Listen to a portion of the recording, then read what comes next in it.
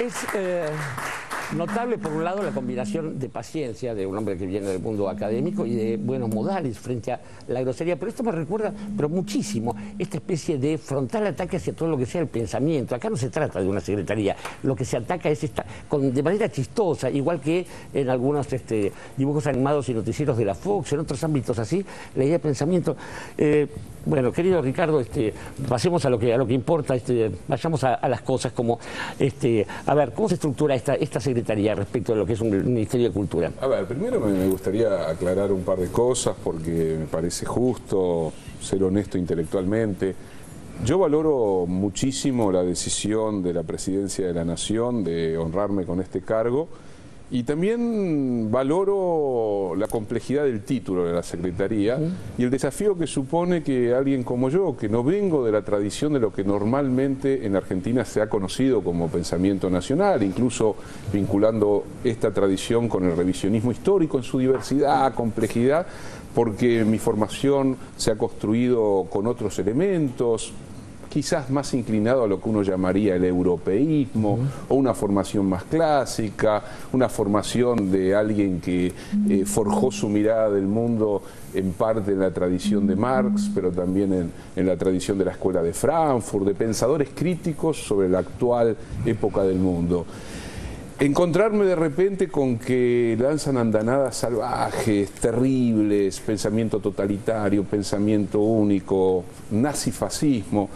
A veces la ignorancia va junto con la estructura canalla, porque si se tomase la molestia, si quisiese, por supuesto, mínimamente de recorrer qué hice a lo largo de mi vida, van a ver que, para su propia sorpresa, he escrito muchas cosas que han puesto en discusión cualquier lógica de pensamiento ortodoxo, dogmático, único, y que incluso yo creo que el concepto de nacional ha variado extraordinariamente, que no podemos pensar en el contexto de un mundo globalizado, hegemonizado por el neoliberalismo, no podemos pensar la construcción de la idea de lo nacional en Argentina, en América Latina, como una idea resistente y a contracorriente, que resignifica profundamente el término de lo nacional, porque nunca lo nacional es algo autóctono con plena autonomía de corrientes, de historias, de migraciones, de los cuerpos y de las ideas.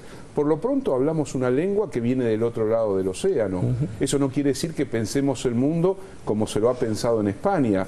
Hemos leído libros escritos a miles y miles de kilómetros de distancia. Mariano Moreno tradujo el Contrato Social de Rousseau en el mismo contexto histórico en que se iba diseñando de a poco la emancipación sudamericana. Eso significa que siempre somos herederos, siempre venimos de algún lado, siempre tenemos detrás nuestro historias, pensamientos, libros.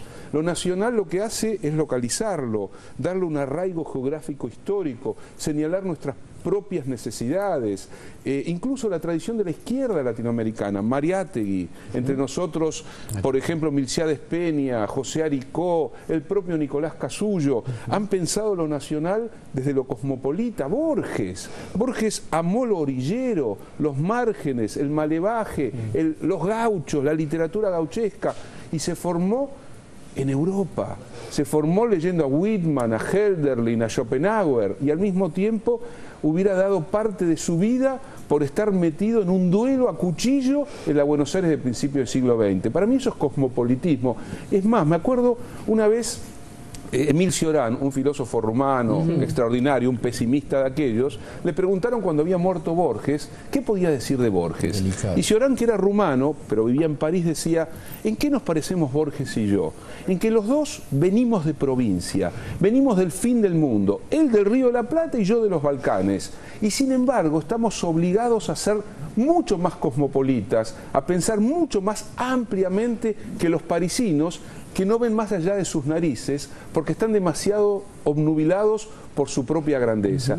Y yo creo que haber nacido en la Argentina, de sangre judía, huida de Europa, de madre paraguaya, de haber atravesado mi vida en esta sociedad y en este país, de haber experimentado la tragedia de la dictadura, los debates extraordinarios del retorno a la democracia, de haber escrito a lo largo de mi vida libros que serán regulares o malos, no importa, pero que conjugan una diversidad. La verdad es que pueden decir lo que quieran. Yo me siento orgulloso de ser parte como ciudadano incluso de un gobierno que ha ampliado la vida democrática y que tiene el atrevimiento, como diría un amigo, de poner a un tipo como vos en la secretaría, porque la verdad es que a ver, está también la libertad de pensamiento. Por supuesto que soy funcionario en este momento del gobierno y tengo una responsabilidad por lo que vaya a decir, pero hay algo que no se puede formatear y que es el hecho de salir a discutir y hacerlo con plena libertad. Y la secretaría es una secretaría donde de verdad a mí me interesa discutir Sarmiento. Es más, voy a decir una cosa que parece blasfema, hasta me interesa discutir Rivadavia, porque Rivadavia no es solo ese soquete vendepatria. Rivadavia es muy complejo en su composición. Mariano Moreno, Monteagudo, Alberdi, también me interesa discutir a José Ingenieros, por supuesto, aquellos pensadores trágicos olvidados, Manuel Ugarte, Frondizi, ¿no? ¿cómo? Manuel Ugarte, digo, Manuel Ugarte, la tradición de la izquierda nacional, que es diversa, compleja. Ernesto Laclau se formó en la tradición del marxismo, en la tradición del gramscismo, en la tradición de la izquierda nacional, y al mismo tiempo se dejó atravesar por el psicoanálisis lacaniano, el postestructuralismo de Foucault, la lingüística, o sea, tanta ignorancia, tanta barbarie, y dicha sin inconvenientes, como si fuese algo gratuito. Yo creo que hay una enorme diferencia entre debatir ideas y la injuria. Uno puede estar equivocado, todos nosotros podemos estar equivocados. Digo, en política uno a veces se confunde, se equivoca, no acierta, eso es parte de la vida. Pero hay algo que es la honestidad, el dinero, ponen el dinero delante. ¿El dinero en qué sentido? Por supuesto que si uno ocupa un lugar en un cargo público, tiene que cobrar un salario, porque sería injusto con el resto de la estructura en cualquier lugar. Pero después hay una vida construida, no les importa nada. Edgardo Moncada.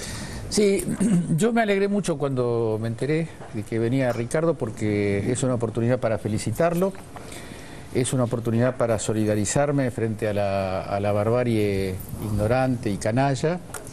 Y es también una oportunidad para reflexionar juntos. Algunas de las cosas que ha adelantado Ricardo ya son bastante, dan para varios programas en realidad. Pero yo creo que hay una oportunidad para pensar la idea de pensamiento nacional no como un sector del pensamiento. Creo que lo que dice Ricardo va bastante en esa dirección. No es... se reconoce como pensamiento nacional una línea, una corriente, eso que Beatriz Arlo en la parte más rescatable de su intervención dice que se trata de un modo de organizar el pensamiento, pero bueno, las corrientes internacionalistas, las corrientes liberales, marxistas, todo eso forma parte del pensamiento nacional.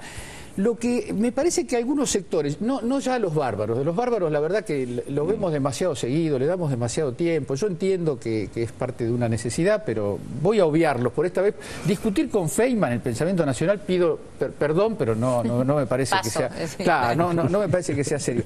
Pero hay una corriente, quizás Beatriz Sarlo y otras personas del mundo cultural, de alguna manera están influenciados por la idea de que el pensamiento nacional no existe, de que no hay un producto que merezca llamarse nacional, porque todo lo nacional de alguna manera viene, como bien explicaba Ricardo, no hay nada que sea nacional desde nuestra composición étnica hasta nuestro idioma, hasta nuestra escuela. Es imposible abstraer algo que se le pueda llamar nacional como si no recibiera influencias corrientes de otros lados. Existe la legislación protestante, ¿no? Pero hay un problema en esa mirada, que nosotros tenemos historia nacional, y no puede haber historia nacional sin haber pensamiento nacional. No habría posibilidad de hablar de pensamiento nacional sin la Revolución de Mayo, sin la anarquía del año 20, sin las luchas por la organización nacional, sin la pelea entre federales y unitarios, entre liberales y conservadores. Y eso se puede decir, bueno, pero el liberalismo no nació en la Argentina, nació formado y orgánico en Inglaterra, pero el liberalismo argentino no es John Stuart Mill. No. Y el nacionalismo nació en Francia. Claro. El nacionalismo, además, como eso insistía mucho Borges, que los nacionalistas eran muy buenos lectores de libros que se escribían en Francia y en Inglaterra, y de ahí habían salido sus consignas. Así que no me voy a extender porque me parece que la ocasión es para saludar no solamente la creación de de la Secretaría, sino saludar la designación de Ricardo, saludar el hecho de que esté en 678 y lo podamos recibir, contener, darle nuestro afecto, porque yo me pongo en el lugar de él, veo esas escenas y digo... es costoso, ¿no? Todo esto es muy gratuito, es muy poco, hay mucho sentido de impunidad, mucha gente que habla sabiendo que nadie le contesta en ese ambiente, en ese microambiente mugriento en el que se mueven, nadie les va a decir, che, pero fíjate que Forter escribió esto. Las excepciones son hermosas, pero son excepciones. Hay una maquinaria que está dispuesta a triturar todo lo que sea distinto a eso sí que es un pensamiento único, que es el pensamiento del Grupo Clarín. Ese es el pensamiento único que sigue pretendiendo instalarse en la Argentina. Así que mis felicitaciones para Ricardo. Cintia García. Sí, estaba pensando cómo toda esta discusión y toda esta comunicación y esta arena política está cruzada por la descalificación del compromiso. La descalificación del compromiso y pone en debate otra vez más la idea de el periodista militante, el intelectual comprometido con su tiempo y demás, y relacionan para descalificar el compromiso con el cargo. Y ponen como eje esta cosa de que entonces anulan toda la historia que pueda tener Forster, que entre otras cosas llamó al kirchnerismo anomalía, ¿no? También hay una discusión interesante alrededor de ese pensamiento y lo borran de un plumazo y en realidad está ahí porque le crearon un cargo, ¿no? Entonces es una discusión que habrá tenido sus planteos en cuanto a los costos que iba a generar sistematizar esta idea de construir pensamiento, reflexionar, discutir, aparte lo sacan del contexto, porque esto es en el marco además del Ministerio de Cultura, o sea, que lógicamente, si el Ministerio de Cultura no tiene una secretaría que ponga en discusión el pensamiento nacional, digamos, sería contradictorio con este tiempo sociopolítico. Entonces me parece que la pregunta era esa, ¿no? Porque vos el pensamiento nacional lo venís discutiendo hace mucho tiempo. Esta idea de sistematizarlo en una secretaría, ¿cuál es la razón, los motivos, el por qué? Y si analizaron esta idea de demos el paso igual, a pesar de lo que se pueda venir.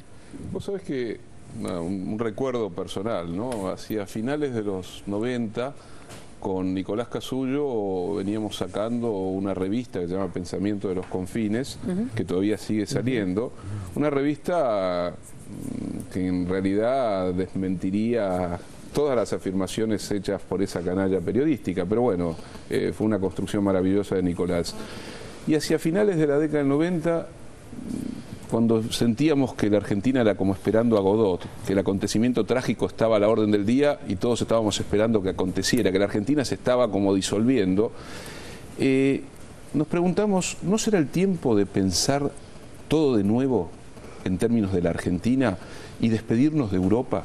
Quiero decir, nosotros veníamos discutiendo en la revista la crisis de la modernidad, la crisis civilizatoria, la crisis del capitalismo tardío, la crisis de los grandes relatos, discutiendo tradiciones como el romanticismo, las derechas europeas, la crisis de la izquierda. Y mirando la realidad argentina dijimos, este es un tiempo en donde algo va a suceder en Argentina y como si hubiera una intuición, y en América Latina. Y a partir de allí la revista empezó a discutir la Argentina, que siempre la discutimos, porque Nicolás venía de largo compromiso político, intelectual, de los 60, los 70, exilios. Al volver la democracia, paradójicamente, diría alguno de estos biógrafos oscuros, yo participé de la fundación del Club de Cultura Socialista, donde se debatía la democracia, las tradiciones liberales, el marxismo, etcétera, etcétera, y todos vivimos con enorme expectativa la democracia y su frustración y su fracaso y la desilusión y los 90. Siempre